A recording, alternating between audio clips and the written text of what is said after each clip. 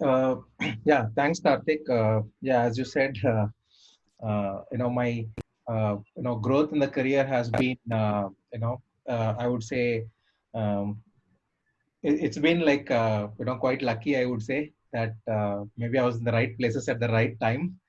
Um, so in Right terms time, of what yes. we do at Trouble, it's a completely tangential career path I have taken after 20 years in the IT industry. Of course, we still build a lot of Mhm. technology. We are still building, apps and backend on AWS, and it's still a lot of technology involved. But the core domain itself, Yeah. is not a IT product. And what we are trying to do Mhm. now is essentially do our bit to actually change the way children learn and the way children grow up learning, so that when they enter the job market in 2030 or 2035, 5 years, 10 years from now, Mhm. the world of Okay. the economy and the job landscape is going to be completely different than what we know today. So I Mhm. believe Mhm. that our education system has been trying hard but struggling to catch up with the pace at which technologies has been changing and the way these technologies has been impacting every aspect of our life. Um, and my endeavor is to try and see how we can actually catalyze that change in the education system.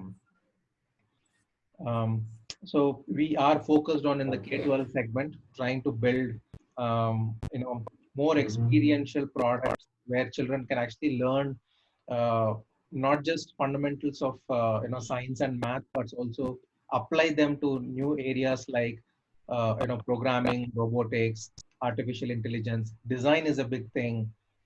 Unfortunately, there's very little focus on design in our country. So we are trying to focus a lot on design very Right. early on, as opposed to take design as a Mhm. necessity in the job.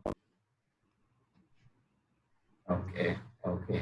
Okay. So, but how do you do this? I believe that this is for the children, right? From the age group of 7 to, I don't know, what's the age group you're targeting? We are So for the targeting all the way from 6 years of age to 18 years. 18 From years. the point they are in school, Okay. all the way up Okay. to the time they Great. enter college, right? By the time they Enter enter, college. Okay. Great. yeah, by the time they are in a position to actually make a decision to join a particular degree, we want them to be fully aware and Mhm. equipped in terms of making a decision on what career path they should choose, and then Mhm. choose their degree based on that. Okay, great. So, yeah, so let's talk about your journey, Madhev. You have 20 years of experience, and I know you have got a lot of experience,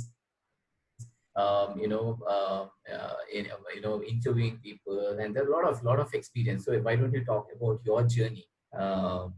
If you can just give me a few history about your career. Sure, yeah. I would say my career has been a roller coaster ride.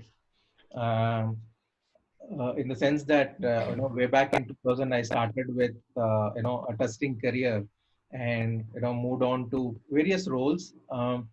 I have never seen one particular role as the thing that I should continue. For me, it was more of hey, what is that most important thing that a particular company needs at that point in time. So you would be surprised, I have handled roles all the way from being a test engineer to a worldwide technical support engineer to a development engineer, to an engineering leader. So I've handled roles across the gamut of engineering and support. That said, career itself has been more of a quest to learn continuously, right? Even this foray into education, it's like a whole new learning opportunity for me. So if you keep the objective of trying to learn constantly as as the key focus area, then whether you are in a development role, or whether you are in a testing role, or whether an automation role, it doesn't really matter. you know Broadly, I see careers as two different um, categories, where one obviously is hey, you are an awesome engineer, you can build awesome products, you can design awesome products, and you are an engineer at heart. The other one is the leadership, right? And very rarely, there are people who can combine both of these, together flawlessly, right? Right. So Right. this is where I kind of cut over to a leadership position after about 10, 11 years of my career. Mm-hmm. And then I started focusing on a lot of learning and improvements, and working with mentors in improving myself in the leadership areas, right? So, but Okay. at the heart, I'm still an engineer, but I try to you know uh, try to have an engineering mindset, but focus a lot more on people. I call it the three P's. One is you start with people, and then you have the process, and then you have the product, right? Never Right. start with the Right. product. Right. Start with the people, and then you'll have an amazing product. So that's been my belief. So Um, and yeah. in terms of careers, yeah, as you said, I've worked in some very large corporations early in my career, like Lucent Technologies and Samsung. I did spend a few years outside of the country as well. Yeah. But more or less, I stuck on to startups since 2008. So 2008 until 2020, I've been Okay. predominantly with startups. Startups. Okay. So you've been specialist in the startups. So what is the difference between the already a large company and a startup? So what is the difference there? Working in a already a well-established company like Samsung and Lucent, and working with a startup like Nutanix. When you joined Nutanix, it was at the earlier stage. Even Virident was at the earlier stage. So what is the difference? Yeah. So I think the biggest difference is the pace, right? It's Mm, not about, hey, which company has better people. Like even large corporations have amazing people, amazing, technical leaders, amazing architects and all. But I think the one thing that differentiates large companies versus the smaller ones or the startups is the pace of innovation, right? And how does that matter to your own career is the pace at which you learn things and the pace at which you do things, right? okay. So it's like, you want to travel from here to some destination B. It could be like Delhi, Mumbai. It's like, whether you're going in a train or whether you're going in a flight, right? Right. I would say Okay. startup career is like taking a flight to your destination Right. as opposed to taking a train. Yeah, yeah. But startups would have a lot of challenges compared to the already well-established companies. So in your career, especially in the working in the startup, what was the challenges you faced? As in, why I'm asking is as in candidate and as an employee, I'm asking you because there'll be a lot of people who will be seeing this. So there will be people who will be working in larger companies, want to work in a startup companies. So what are the challenges you're faced in the startup companies? I mean, startups actually have, I would say, multiple challenges, right, in various areas. One is obviously if the product is not out in the market yet, then Mm, knowing whether your product has the right market fit and whether startup will even make money to make pay money. your salaries a year later, that's the Right. biggest challenge. Uh, Okay. if you keep that challenge aside, then everything else in the engineering process, right? Like you won't have the right, you know, like for example, be it people resources or be it tools or any other resources, you're always in shortage, right? Right. You Right. always have more to do than the people or other, material resources that you will ever have. So being, resourceful, being ingenuine in your approach, Okay. is the way you can, respond or react to those challenges. And Mhm. that essentially is what will elevate you in anyone's career, Okay. right? Okay. And most of the people who ask me about career growth, I tell them like whether you are in a startup or in a large organization, you respond to the urgent issues and important issues, right? It's like if you categorize what is urgent versus what is important versus what is urgent and important, if you are able Yeah. to prioritize in that way and you cater to things that are urgent and important, right? Whether it's a Mhm. startup or a large company, you will grow. The only Right. difference, the big difference with startups is that like you'll have many things that are both urgent and important. So important. right? Yeah. In a large organization, you will have things like, for example, you get a big customer issue. It's an urgent issue. It's both important, but how many times will you get those opportunities, Okay. right? In a small company, every day you are dealing with those kind of things where you have done your first deployment and then out of the box thing is not working, right? Okay. Every new Yeah. customer you deploy, you will get a new challenge to solve. True, true, true. Yeah. So these are the things. So okay. So I basically I'm working with a lot of students and lot of job seekers at this moment, and I've been kind of not training them, but I've been helping them to how to attend interviews and how to search for the right decision makers. It's very important. My specific focus is on reaching the decision makers. Hmm. So if you can give me a few things, like how would a job seeker, he's like searching for a job now and he wants to reach out to you. So how does he reach out to you? Basically, we have LinkedIn now, we have, a lot of media, a lot of networking sites coming in. You are a complete stranger and somebody wants to reach out to you. What do you think is the, best way to reach out to the right decision makers? Um, Again, I think there it is very subjective. Mhm. Not every person could be approachable directly, Yeah, right? yeah, absolutely. And if you're asking about how do I reach a company and how do I make Yes, sure that my resume reaches the right manager yes. who is looking for hiring, Mhm. again I would say there is no standard answer, very honestly, Mhm. because large organizations, for example, will have systems in place where no matter uh, whether you are going through a direct contact or not, you still have to apply through a system. Of Yeah, course, there could be absolutely. systems where you can tag an existing employee as a referral, and that may get higher priority.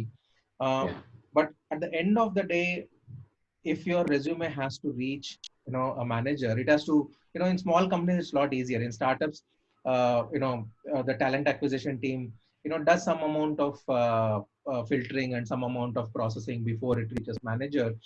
But in small companies, I would say going through a referral is your best bet, that's right. right? Okay, okay. Going through a referral who can talk a few sentences about you, who knows you, and a person who can refer you is the best way to get into start.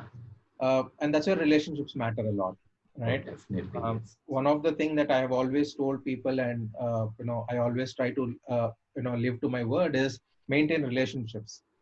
Whether you are leaving a job, or you're staying in a company, companies and jobs are transient, right? You keep changing them, but Right. relationships are not, Not, yeah. right? So you focus on relationships so that when 2 years later you may not know, but then the person whom you had worked with in some other company could refer you in some Yeah, job. right, So right. relationships and referrals work best in any situation, be it large company or small company. And if you don't have a referral, then Mhm. obviously a good resume, a good short resume Yeah, will really help, right? So this is where your resume writing skills will come into picture, where picture. how can you convey, I mean, this is a dirty secret. Even Mhm. me as a manager, you know Okay, my mind somehow gets the uh, all humans have biases, right? The right, moment we right. see the first half page of a first page, right? Like Yes, we see half yes. of the first page, we more or less start creating some Some visual picture bias. of what this candidate could offer, could bring onto the table, and Right. how much crisply you can present your career in the first page itself matters a Yes, lot, matters a lot. right? Yeah. Everything else is immaterial, honestly. I mean, that is how I have screened a lot of profiles. And if No, my no, that's how it is. right, if the first few lines sound very interesting and impressive, then we will start to read the second half of the page and the third half of the page. The first half of the page, if it Right, contains very right, right. standardized statements, very standardized summaries, that that doesn't highlight the career achievements, be it 1 year person or 10 years person, your biggest career achievement should be in the first 10 lines, right? So start from there. So it's they say that it's like your attention, yeah, your there's a survey, where they have told that your attention span to look at the resume is just like 7 seconds. In 7 seconds, you make a decision. So that's what you said, the first page makes a difference, especially the first half. You go through it and you make a decision, to go further. Okay. So now, let's go to, career progression. So, Murli, how do you progress in a career? There are a lot of job seekers, a lot of candidates who've been asking me, a lot of friends of mine, how do I progress in my career? When do I switch careers? So is there any some rule, like, I have to switch career in, like, switch jobs in 2 years or 3 years or 1 year? So, if you can give me some tips on that. Yeah, definitely.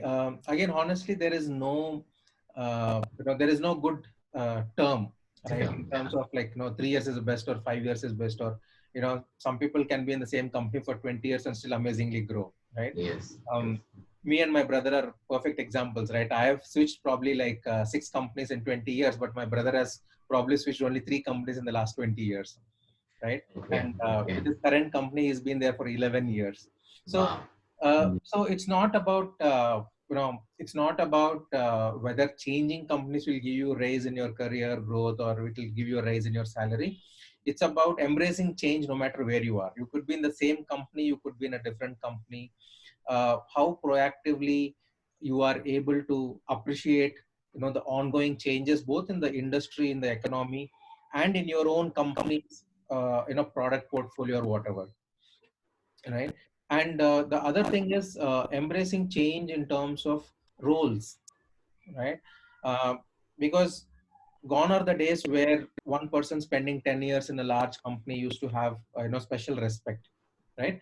They will obviously have Right. respect, but it no longer has a special status, because the Mm. pace of innovation and the pace of technological advancement have changed so much that even the latest of technology could be relevant in 2 years or 3 years, right? Even if it is not irrelevant, it will be probably obsolete, right? So ultimately, it all boils down to the value you create, right?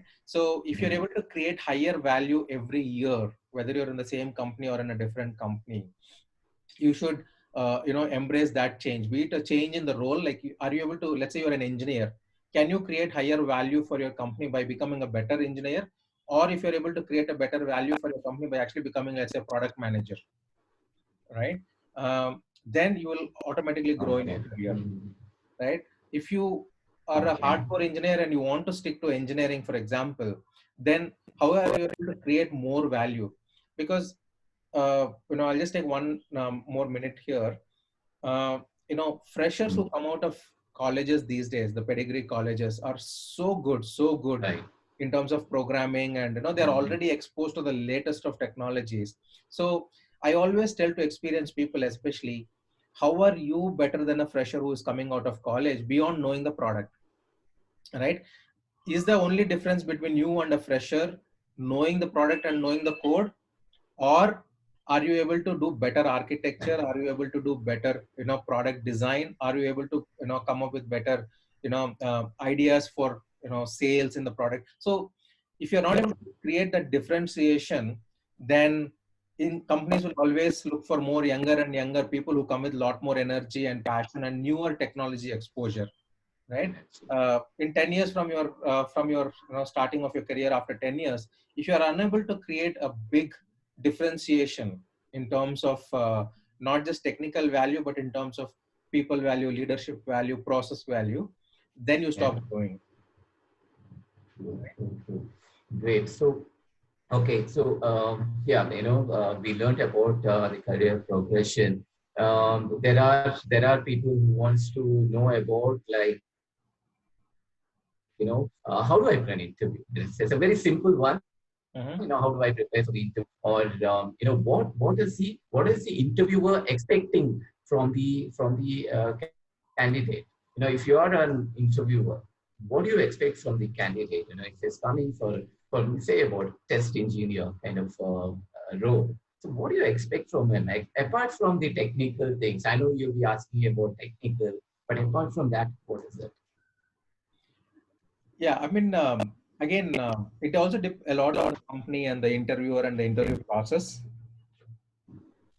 For example, Google has very very well defined, Google, Facebook, all these companies have very well defined processes, both for the preliminary rounds and the advanced rounds.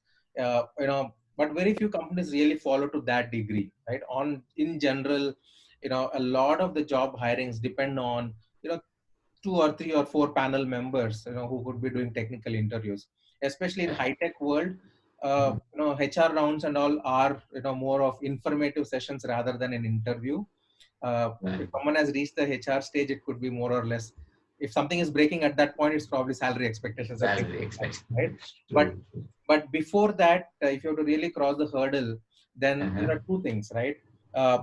One is obviously the core technical metal in terms of you Yeah. know are you living up to the expectations of Yes. the interviewer in terms of technology, in terms of coding knowledge or testing knowledge or automation knowledge, whatever it is.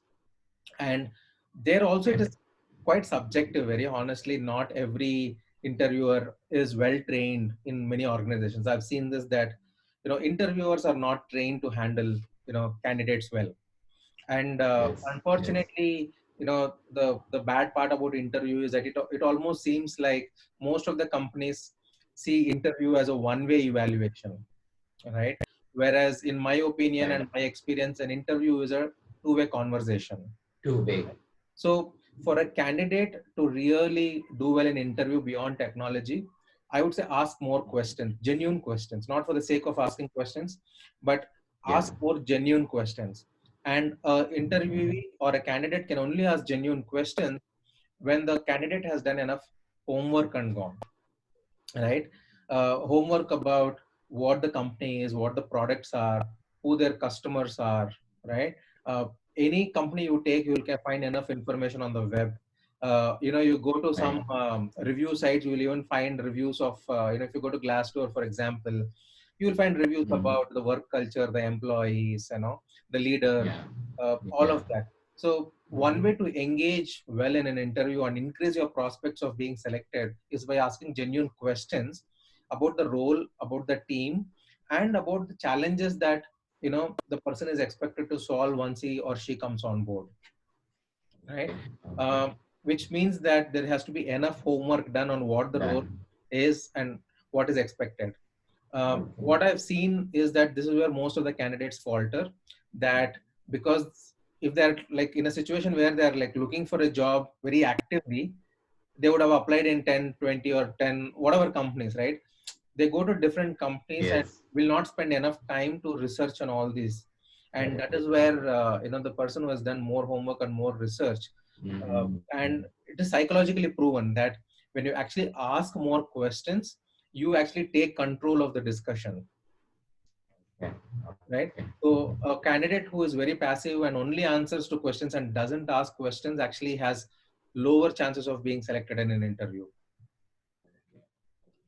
So when you said questions, so I thought like if somebody has some questions, then probably they can jump in, they can ask some questions.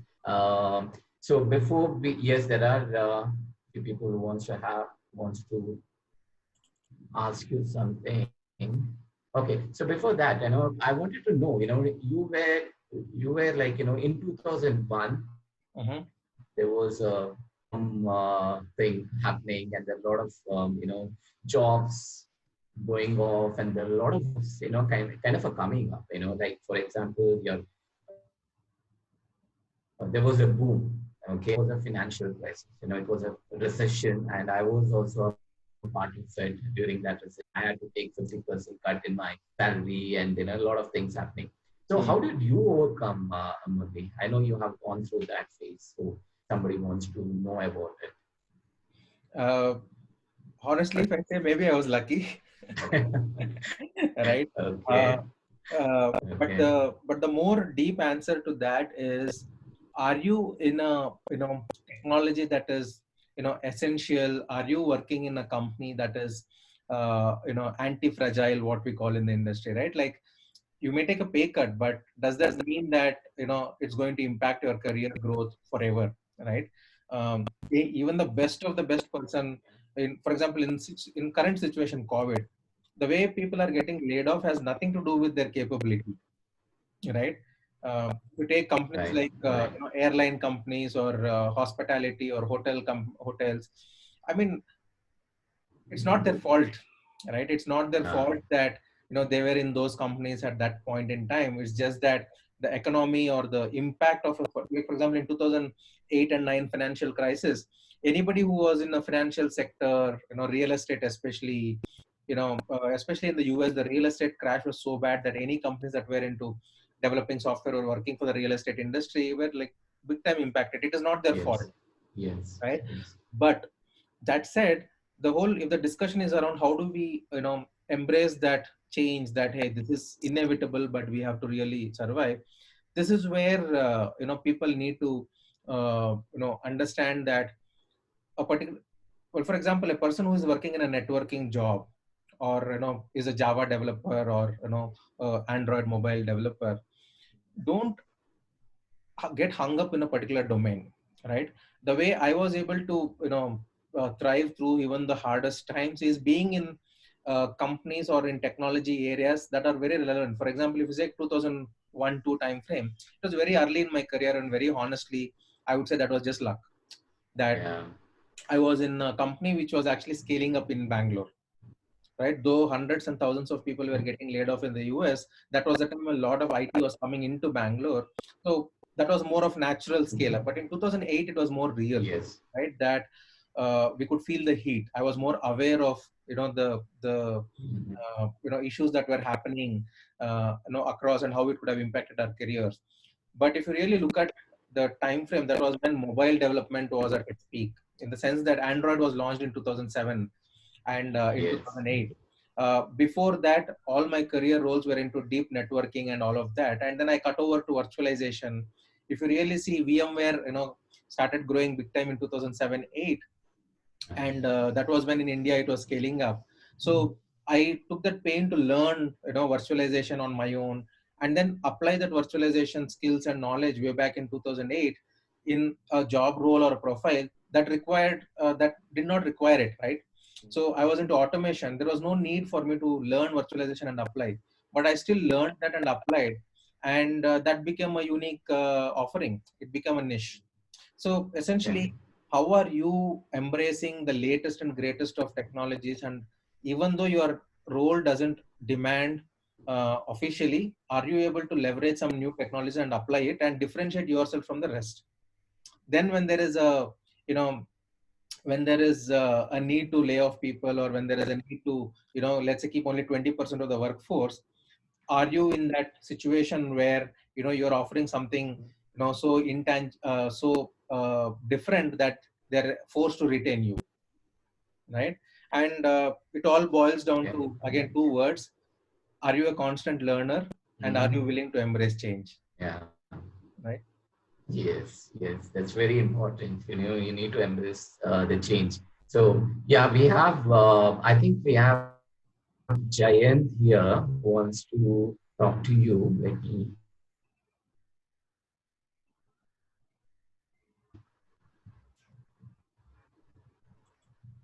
Hello. Yeah. Jayant. Hello. Hello. Can you hear me, Murli? Yeah, I can hear you. Go ahead, Jain. So, good evening. Good evening. Yeah.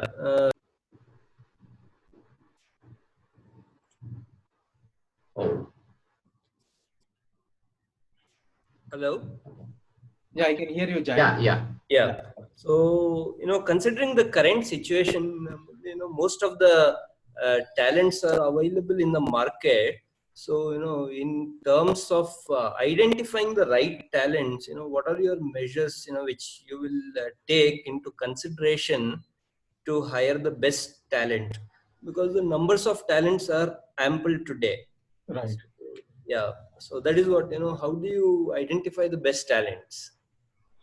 Yeah, I mean, that is a good question because, of course, this particular scenario has, led to surplus supply.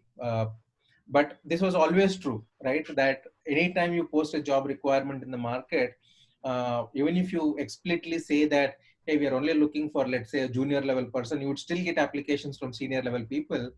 And in such a situation, that would only go up, right? Correct. Earlier, if you were getting, 5 resumes for a post that were not, directly relevant, or that were, overqualified than what a company requires or can pay, in such a situation, it could be 15 or 20, right? There's a 3x, 4x jump in that.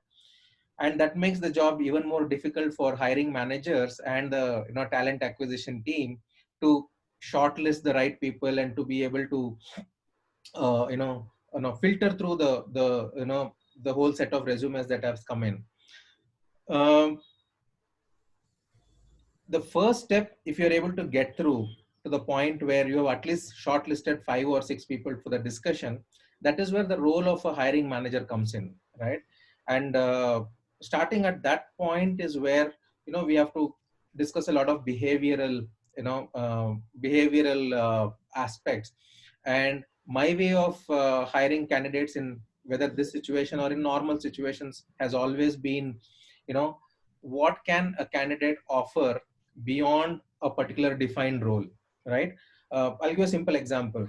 In today's situation, there is a dire consequence for many companies and startups, right?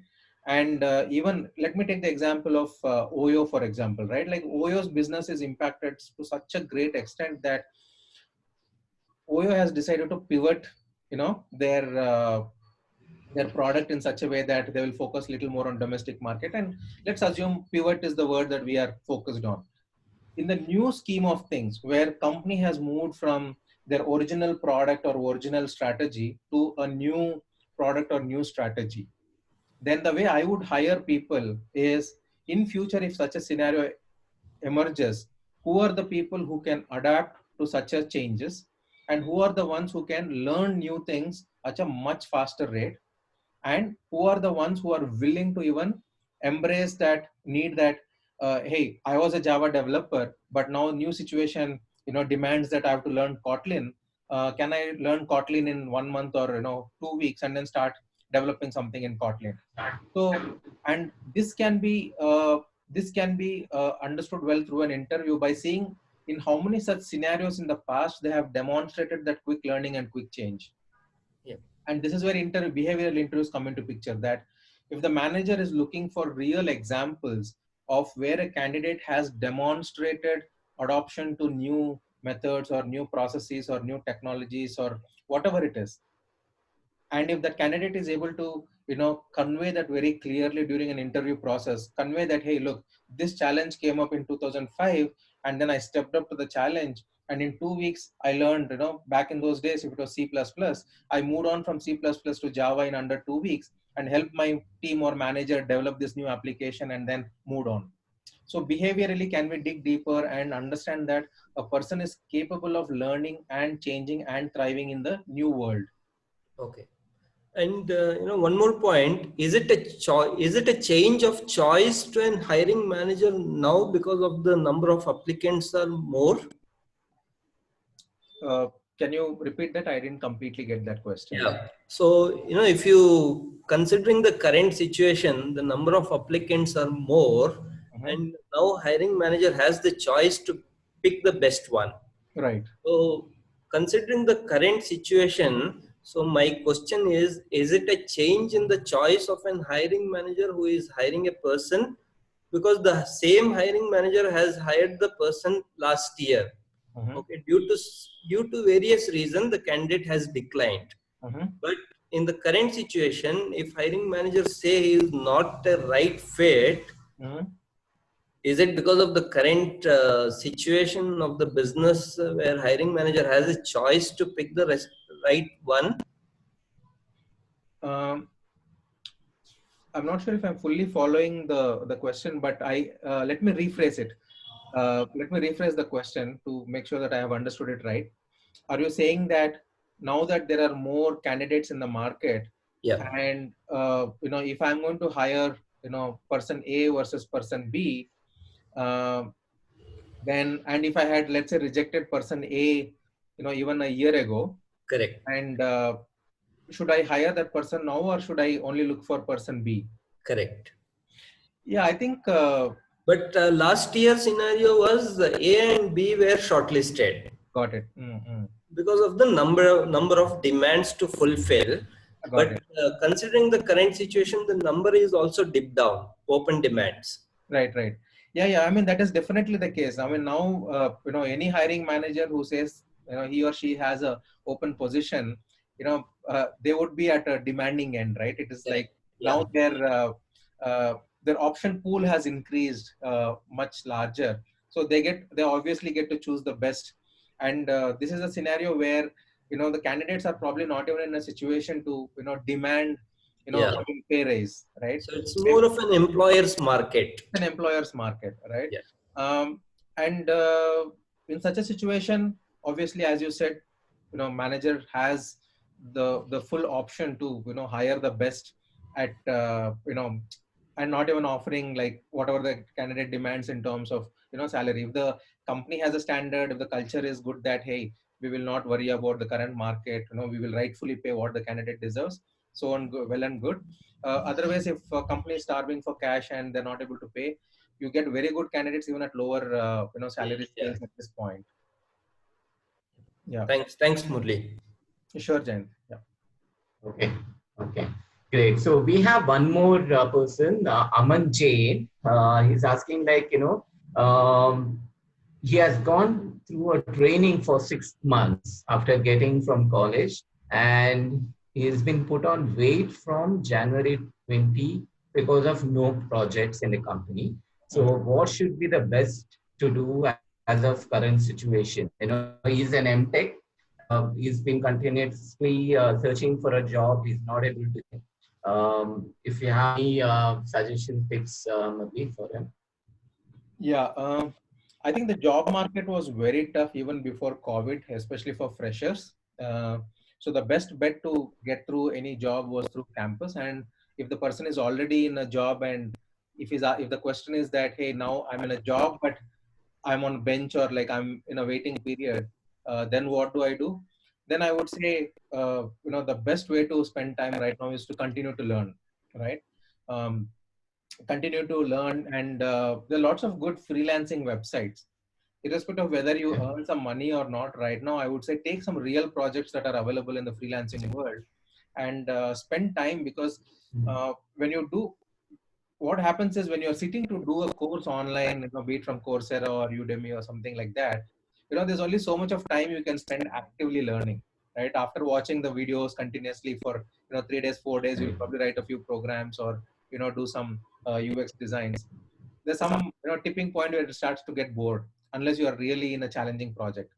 That is where I would say get into the world of freelancing or get into the world of open source, and pick up some project that has some value. It may not be value in terms of money, but it has value in terms of learning, right? So Learn. best advice I would give to whoever has time in this situation is continue Learn. to learn. Learn. Yeah. and Learn. and in terms of jobs also, it is not that all industries are going down, right? Like if you really look at the agro market, the biopharma market, the medical industry, the Yeah. education sector, there are various industries that are actually thriving now. Like for example, Yes. even companies like Big Basket, companies like e-commerce companies which are into B2C segment, they're all Mhm. thriving right now in this scenario. I mean, Amazon stock has not been higher than what it is now ever, Mhm. right? So be open to embracing that kind of a change where you're now looking at, you could have been in let's say in hospitality. Let me say, for example, if you're in a developer in Oyo and if you have been impacted, then don't assume that you need to find another job in a similar domain, right? Don't be on that quest to find a job in a similar domain, Right. because that is a not a fruitful search at this point in time. Look at what is, like for example, agri-tech. Any startup that is into agriculture, into direct supply chain of agriculture, logistics is thriving. Go and look for a job in those new sectors which are created, which have are in demand because of this situation. Right. Right. And I think freelancing will be the new norm moving forward, at least for a few months or years coming by. There are a lot of projects. You will have opportunities for freelancers who, or maybe contractors. I think, whatever it is, even for 2-3 months or 6 months project, I think they should be able to take it up and learn from it and move forward. So we have one more person, Bala, who wants to ask you something. Okay, I have 3 years of experience in SQL and MSPI, and I've learned VLSI to switch my domain. Mhm. So is it a right decision to change or to continue in the same field? I feel personally, if I'm applying a job in VLSI domain, having different domain experience, is it feasible to go forward? So it's Yeah. changing, yeah. Yeah, I think a lot more product companies are open to this change, right? If you are in a services world, this may not be, very well entertained, mainly Okay. because, services sector usually has some clients, where they want some person who's coming with ready experience that can be leveraged to, immediately impact a new role, right? Whereas in the product world, changing in domain is definitely encouraged. Um, Mhm. if you can show that you have core strengths, right? Whether it is VLSI or whether it is you are in a DB SQL kind of world, the core strength is still engineering, right? What does that mean? Engineering means it is like not about, hey, whether you are a Java programmer, do you have that problem solving abilities, right? Right. Do you have that ability to think differently when the problem is thrown at you and solve that? So if you're able to demonstrate the core strengths, you can always switch the domains. And I would in fact encourage, based on my own career experience on how I have grown. For example, when I was in Lucent Technologies, I was working in layer 2, layer 3 networking. And when I joined Samsung 4 years later, I actually moved into semiconductors, right? So it was from completely different switch. It was like there was no correlation between working on semiconductors versus working on layer 2, layer 3 switching, which was protocols. So that actually helped me because later in my career I could draw parallels into when the world of mobiles came into picture. I could draw a lot of parallels and make big impact in my roles. Uh, but the switch is a little harder if you don't have, as I said, references who could, for example, do you know people who are in companies like, Brocade or Intel or any other companies that are doing this kind of a job, like Huawei Technologies? Switching to these domains becomes easier if you have referrals who can say that, hey, this person may not have VLSI background, but is an awesome engineer. If somebody can make that one statement, then you can crack the rest of it in the interviews. I think, yeah, that's, so we have, few more. Okay. I think that anybody wants to ask questions. Hello,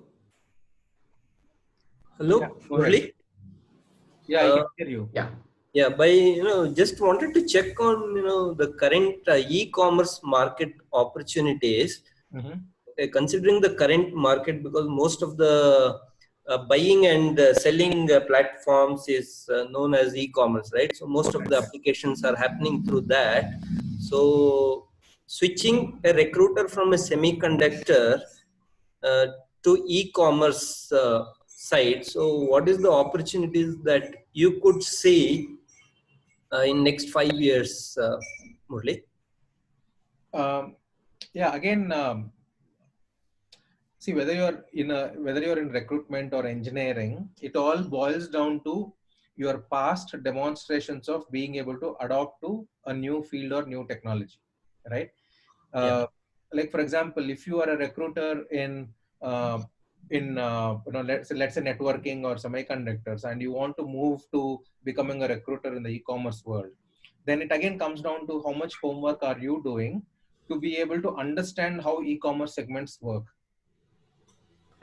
But how would be their acceptance if we apply for it? Most of the filtration happens on the relevant experience and the domain knowledge and the company which a person applies from. Because if I have to apply to Amazon, they prefer to have a person who comes from Flipkart or Walmart or Redbus or Yeah. most of the e-commerce companies. So I being a person from a semiconductor company, so if I have to apply to Walmart, so what could be the chance of my profile getting shortlisted? Um, Again, I don't know if the answer will be a perfect answer, but as I said, again, if you go directly, the chances could be slim because the competition could be much higher, and anybody coming from a Flipkart trying in Amazon will obviously get the first uh, first preference. That said, again, if you know someone in the team, or if you can go through some employee referral, right, that is your best bet, right? It again, we are coming back to the same point that anytime you are trying to switch a domain, or anytime you are trying to switch to something that you do not have the perfect background or experience, referrals are your best bet. Okay. Yeah. Thanks, Murli. Sure. Okay. So I think we will, yeah, there are no more questions. So yes, thank you so much, Murli. I think we are at the end of the webinar. So thank you so much for coming by and answering questions and talking about your journey. And I personally wish you all the best in your startup, Prabal. And I'm sure, yeah. So if you start hiring Murli in future, so what are the positions you're looking at, and what kind of a people you're looking at? So probably this webinar would give you some ideas. Yeah. So we have already built a small team. So right now I have a 7-member team, which we have built over the last 5 months. Again, all these were, went out, into expos, found people. And right now my own network is so large that when I post something on LinkedIn, I get like, 25 resumes in one day. Right. I think that is the power of networking. I think, yeah, the first, yes. The I think, initial right now we are very stage, honestly, I think through references. yeah, right now we are going very slow, but if things turn around, if things recover in a couple of months, then we are definitely looking at people who are good at AWS backend, because we have our entire technology stack developed on AWS, and we have our own mobile apps. So in terms of technology, that is of course in the education, we have like completely different set of requirements where we are looking for instructional designers. We are looking for people who are good in videography, people who are good in multimedia, because we're going to do a lot of educational videos. But coming back to core technology, yeah, somebody who's like, done good development on AWS stack, and somebody who's done React Native, because we use React Native for our web development, mobile development. So these are some of the things that we would definitely look forward to, as things turn around. Okay, great. So thank you so much, Murli, and once again, and thank you, attendees. Thank you, Jayant. Thank you, everybody, Thanks, Karthik. to participate. Yeah, thank you. And yes, so we will probably we'll have one more, few more leaders coming in, joining my webinar next week. So we started with Murli. Hope we have a success journey throughout this year. Okay, thank you so much. Yeah, thanks, Karthik. Wish you also good luck as you embark on this new world. Yes. Thank you so much. All right, Thank you so much. Yeah, thank you.